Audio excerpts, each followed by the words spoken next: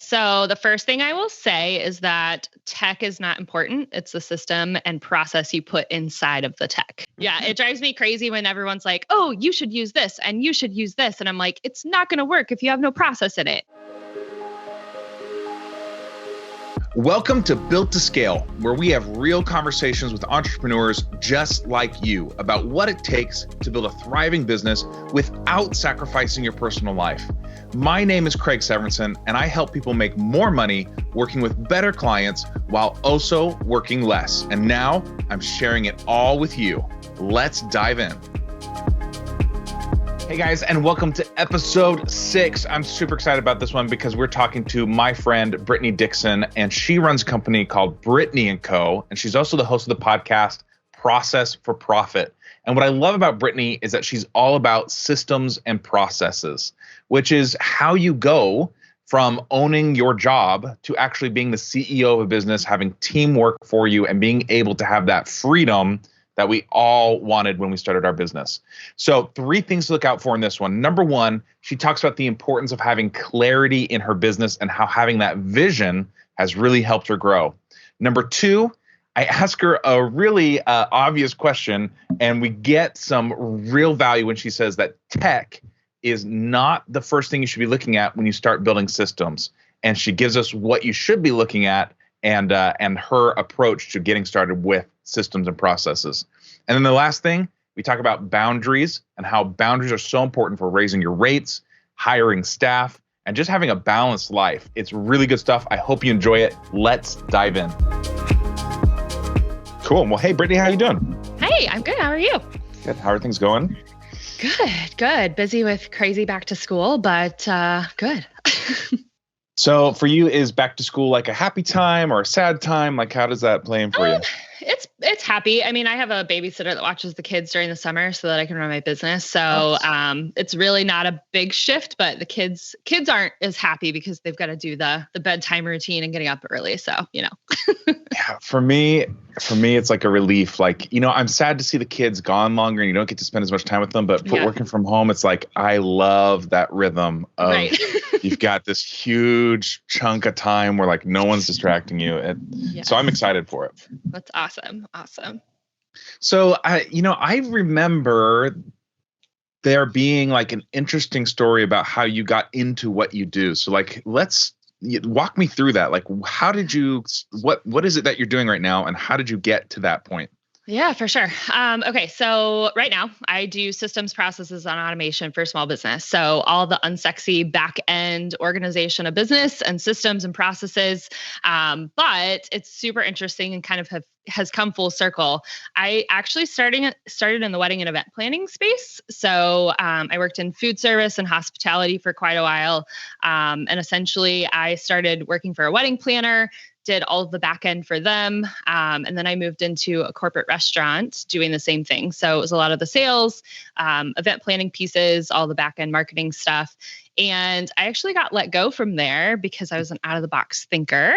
So, all entrepreneurs, we don't fit inside of a box, and they were trying to put me inside of a box and it didn't work. So I kind of became an accidental entrepreneur. I had started a side hustle previous to getting let go, organizing houses. So I went from organizing events to organizing houses to organizing businesses. So really, I am just that crazy type A organized planner. I've been that way since I was 16, but just saw a huge need for it in the business space. And I kind of accidentally got dropped into this online business space because I was just looking for a business coach. And then I saw my Facebook feed filled with like online businesses and coaches. And I'm like, wait a second, what is this? So I was just looking for like more clients to come into my home organizing business. And then I was like, maybe we're going to pivot. Let's check this out. So you said something there that like hit me hard. Like I remember, so I had, when I was working in the corporate world, I feel like I had like dream jobs. Like I worked for Element Public Relations, which is just the biggest PR firm in the world. And then I worked for Disney, and then I worked for this great nonprofit. And like, I always was kind of like beating myself up because I felt like I was never happy. You know what I mean? It's like, I'm working for these great places, great companies.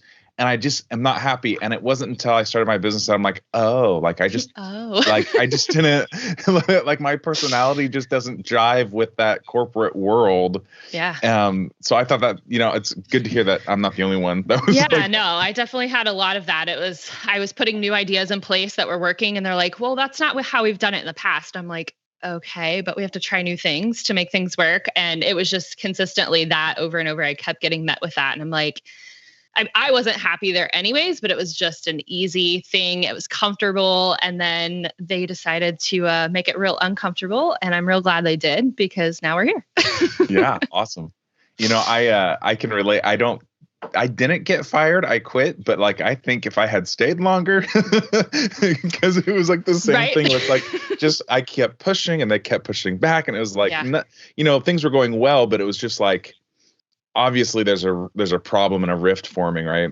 Now, have you thought about getting, like, if you had to go back and get, not that like your business failed or something, but like if you had to go back and get a job for some reason, do you think that would be something that you could handle now, knowing that, or is it just no? I don't think so. I think I would work 24/7 to build my business bigger and make it better. I don't think I could go back ever. I don't know if it's I don't even think it's the structure. Obviously I do systems, so I like structure, right? But I think it's just the fact that I can work at noon if I want, or 8 or midnight or whenever. And like, I have that flexibility. I was just on vacation for a week. I'm going on vacation again for a week. Like, you can't do that when you work for corporate. So I don't think so. I don't think anyone can ever hire me again. I think the phrase in the entrepreneur community is we're unemployable, right? Yeah, like just no one will hire us and we don't want to be hired. They're like, but I want to. And I'm like, no, I'm good. Yeah, that's so funny. I went on vacation. I went and spoke at a conference and just decided to turn it into a vacation. And I was gone for like almost 2 weeks.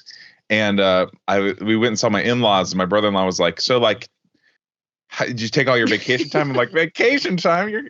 I can do whatever I want, man. You're the one with vacation time. Yes, I love it. Yeah, we just got a camper. So we've been on so many like long weekends. We actually came down to Missouri for an entire week with the RV. You can't do that with a corporate job. It's just not possible. Came down to Missouri and didn't stop to see me. I'm very disappointed. I was actually thinking, we were in Branson. How close is that to you? Oh, it's still kind of far. I'm in St. Louis. I was going to say Missouri's pretty. Oh, we came through St. Louis. Okay. Oh, okay. So you did drive probably right past my house. We did. So, okay, there you go. I see how it is.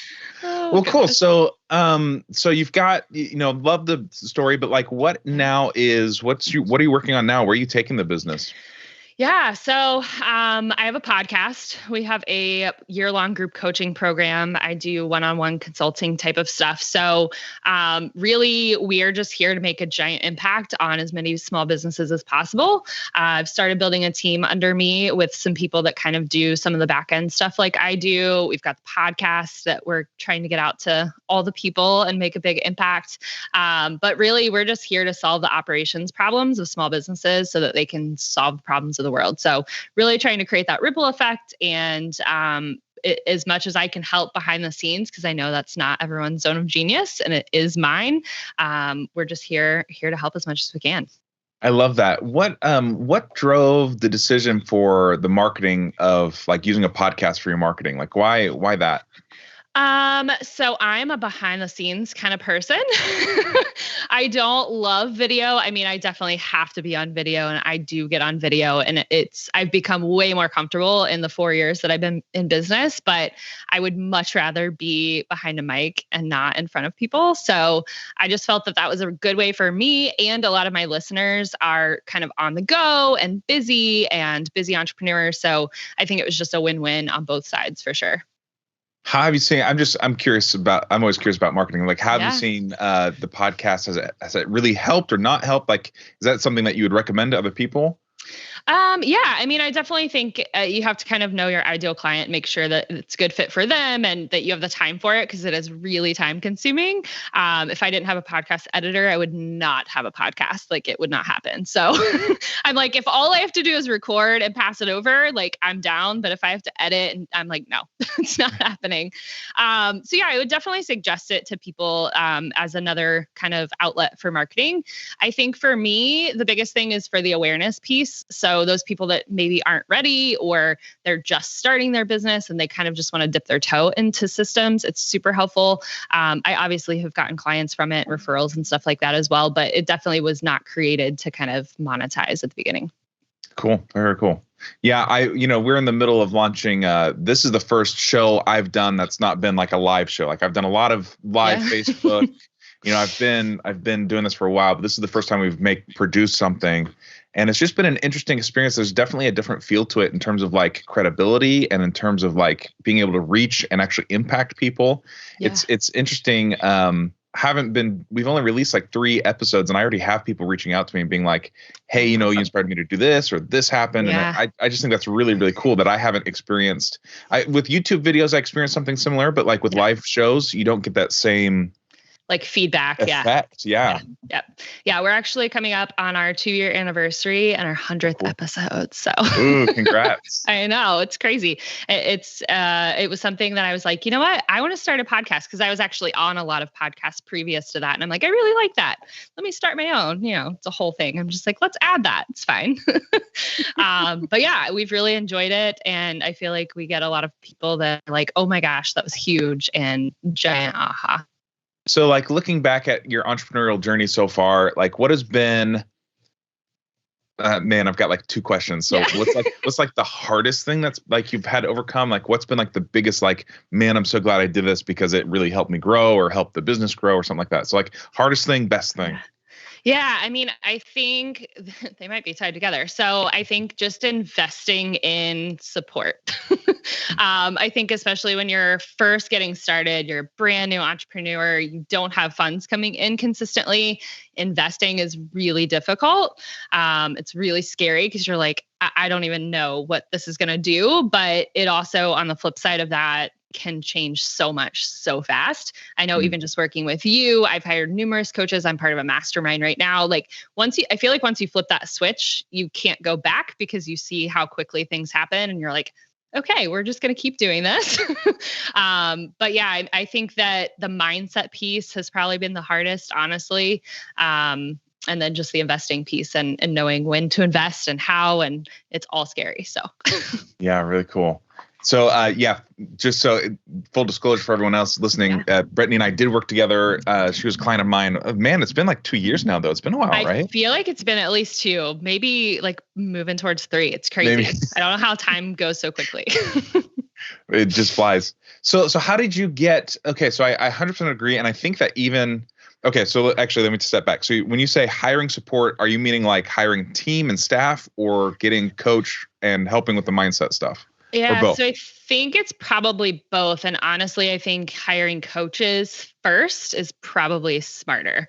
I did it backwards and then like reverse decision. Yeah, so I've done it all the ways. But I think until you have like full clarity on exactly what you're doing and how you're doing it, it doesn't make sense to bring people in to just do things. And I did that at first. I was like, oh, I need a VA to come in and like start doing some stuff for me, like behind the scenes, and here's some random tasks. And I don't think I fully utilized their expertise or my money using their expertise because I didn't have the clarity. And I think if I would have hired a like higher level coach a little bit earlier on, it would have been a little less of that experimenting. But I think too, a lot of that's just the process, right? Like we kind of just have to go through that and learn and go over all those speed bumps. Man, like so much of what you said is so true. And first, like the clarity piece, right? It's like, I know in my business, it's like when I'm not clear, everything just kind of stands still. You know what I mean? It's like, and as soon as you get clear, like this is what I want, suddenly everything starts to move forward, right? Or this is the direction we want to go. It's like things start to move forward. And I think that's just like you feel more confident, you take more action when you know exactly where you want to go.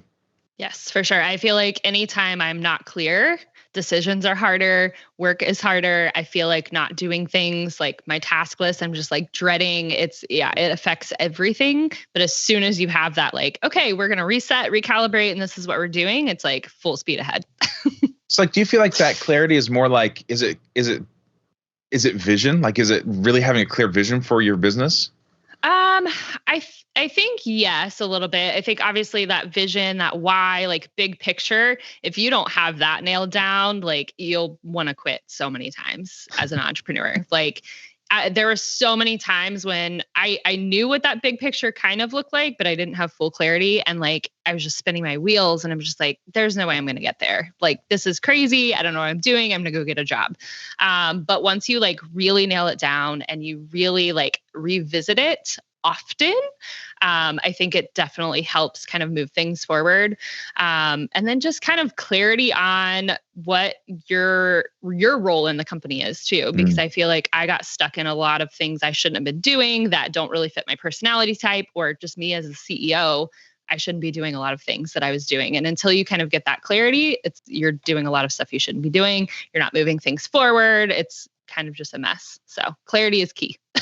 Love that. Love that so much. And it's like once you get that vision, it makes everything so much easier. I think especially your marketing and your sales, because once you start saying, this is where I want to take my clients, this is where I want to take my business, this is where I want to take the industry, like you suddenly have this flag for people to rally behind, and they actually will come a lot more easily, I guess is the word, but it's like enthusiastically, maybe that's the better word. Like they're much more enthusiastic about, I want to get on this bandwagon because I love what you're saying. You know, I jive with what you're putting down. Is that a phrase? Sure. I mean, well, you could bring it back. It's good. Yeah. Like I'm not old school. I'm cutting edge, guys. I'm bringing it back. I love it. Well, cool. So, you know, where, what are the goals you're working on right now? What are some of the goals you're working on? Yeah. So for me, it's super important to kind of free up a little bit of my time. I've done a lot of one-on-one stuff, even during the summer with vacations and stuff. And I've come to realize that my calendar, I want some more white space. I love it. And I love doing all of it. But there are just times where I've already kind of shifted and I'm like, I'm not taking calls on Fridays. Typically, I'm not going to do this. Like I start to create these boundaries because then it's starting to free up that time. So for us, we have a 1-to-many program called Hustle to Flow. So that's kind of what we're going all in on, because that is a like group coaching type of thing. So it's obviously less of my time, but bigger impact because I can reach more people in that time frame. So we're actually getting ready to launch that. So that's kind of our main focus for the rest of the year and probably into next year, honestly. What's the ideal person for that? Like, what's the big takeaway for joining that program? Yeah. So we work with a lot of introverted content creators, copywriters and marketing people. Typically, a lot of them are creative and are just not like systems oriented. They're like, I can do the work for the clients all day long, but like my onboarding process takes forever, or I'm not managing the project. So then I can't take on very many. So we really work with them for systems and structures for that. And a lot of them too are newer business owners. They've only been in business for a couple of years. So typically they're kind of throwing spaghetti at the wall and doing all the things, and they need to kind of simplify what they're doing. I imagine them saying my onboarding process takes forever, and then you're looking at it and be like, there is no onboarding process. Yeah, they're like, it takes me forever and there's stuff everywhere. And I'm like, do you have a checklist? They're like, yeah, no checklist. I'm like, all right. I love this so much because for me, it's like you start your business. I think every entrepreneur does to some extent. We could, everyone's motivations are probably slightly different, but to some extent, it's I wanted more freedom, right? Yes. I wanted more control. And lots of people get into their business and end up owning, it's like the E-Myth guy, Michael Gerber, said in his book, E-Myth. It's like you start owning your job, right? Yep. It's not really a business, it's a job. And by getting those systems in place and hiring people to run the systems, that's how you make that shift from solo pro owning a job to actual CEO who can take those 2 or 3 week vacations or month-long vacation and the business doesn't fall apart. Yeah, for sure.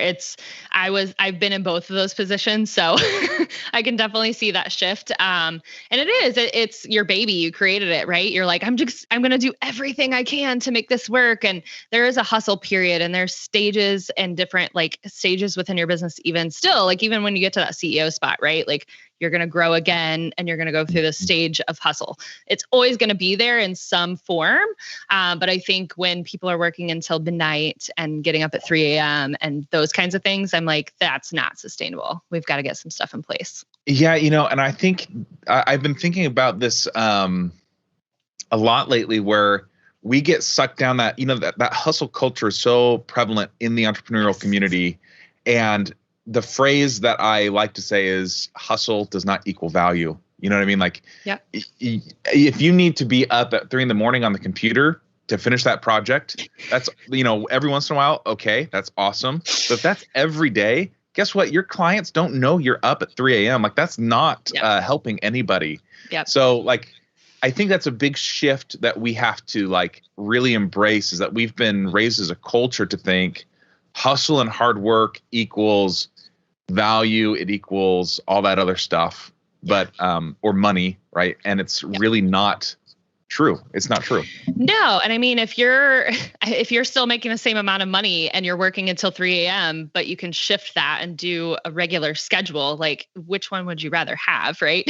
Like it's not, I've talked a lot about like self-care, and I work with mostly women. So self-care is always pretty important, but I've talked about how systems are really self-care for your business, because if you don't have systems in place, like you're going to be up all night and you're going to be trying to find files and you're going to be in email forever, and you're just going to be scattered all the time, and you're going to be very reactive instead of proactive, which is going to wear down on you at some point and you will burn out. I know from experience. So, but I really talk about how systems are self-care for your business, because if you don't put those things in place, it's going to be the hustle and 3 a.m. And I like my sleep, so I'm not getting up at 3 a.m. for anybody. I love that. I love that so much. And it's hard because once you start putting in those systems and processes, everything becomes leveraged. So it's like everything's easier, takes less time. And so then suddenly you have that white space in your calendar, and it's easy for you to start feeling guilty that, oh my goodness, I'm not busy. And you start backfilling with like useless crap. You know what I mean? It's like, you've got to like be really intentional. I think also is like, you start to see that white space on your calendar. You start to fill it with things that are meaningful for you. Like for me, I'll give an example. For me, I bought a old Firebird, an old car, and I'm fixing it up with my dad. You know what I mean? Like that's filling up my white space. Instead of filling it up with work, I go on hikes with the kids. You know what I mean? Like intentionally choosing to not be busy. Yeah. Or maybe even better said, busy with the right things, right? Busy with the things that matter. Sure. Yeah. And going back to kind of that hustle culture thing too, I don't know, are you familiar with human design at all? As a concept, is not as a company, if that's a company. So I'm not a pro by any means, but it's really a tool. It's somewhat similar to like personality exams and tests and things like that, like Myers-Briggs and Enneagram, that kind of thing. It really just kind of ties in like astrology and chakras and energy sources and things like that. But it's based off of your birth date, birth time, and birth location. So it's really nothing that you can control, which is pretty cool. And it just tells you there's 5 human design types, and it kind of gives you insight on how to run your life and your business, and just kind of learn more about yourself so that you can operate more efficiently. I actually have a friend, and I just took the test, and I'm a projector, and she was like, so projectors are supposed to work like 3 hours a day. And I'm like, oh, I work like 8.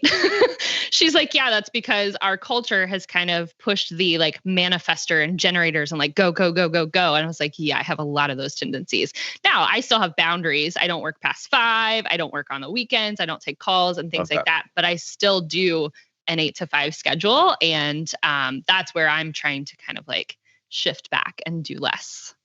I'm hearing a lot from you, and I think it's something for all of us to emulate and strive for. And that is like boundaries, just being really clear. This is when I work. This is when I don't work. This is what I'm willing to do. This is what I'm not willing to do. And even with clients, I found that when you put clear boundaries of like, this is what we do, this is what we don't do, you end up getting better clients. You end up being able to charge higher fees. Like boundaries are so, so, so important. 100%. And that is part of your onboarding process where you tell them, here are my boundaries. Like, we're going to work during this time. Don't email during this time. Like all of those things need to be set in those expectations at the beginning for sure.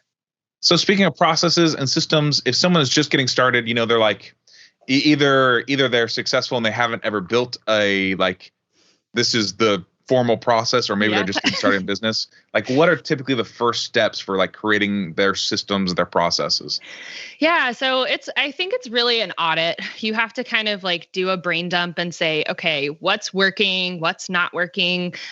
What could be more efficient? What am I spending a lot of time on that I probably don't need to be? And really kind of just brain dumping in all areas of the business. I actually use the BCO buckets, happens to be my branding, but business development, client services, and operations. I feel that all businesses have those three and everything fits within those. So essentially kind of looking at each of those different areas and saying, okay, like, where can I start creating templates? Where can I start creating checklists so that I don't have to be the one doing these things and I can start passing them off to people? So I think the first step is really auditing and kind of just getting a lay of the land and figuring out like what pieces could start being brought into place for sure. Interesting. So you say it was BCO. What that stand for? Yeah, again? so it's business development, client services, and operations. So obviously business development's like sales, marketing, prospecting, all of that kind of stuff. And then client services, or I work with mostly service-based. So if you're product-based client or customer, and then operations is obviously all the back end, all the other stuff.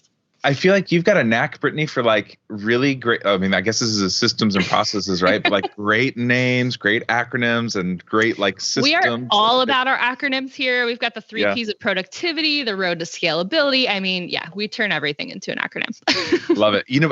See, okay, so like that's awesome because that gives you a unique qualifier for sales. It gives you a unique positioning in the marketplace. Like that's even if someone was doing exactly the same as you, because you've got that branding in place, man, it just sets you apart. It's awesome.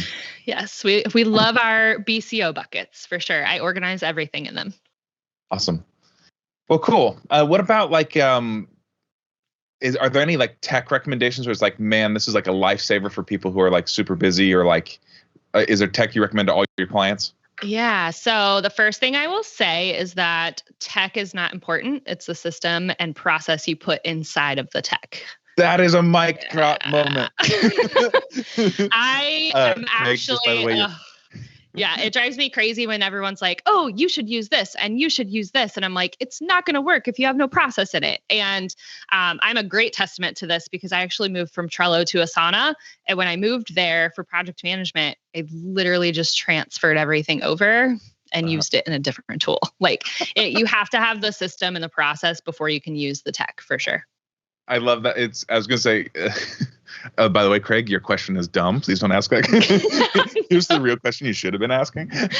No, I love it because that's the first, that's everything that everyone comes to me for. They're like, what project tool should I use? What CRM should I use?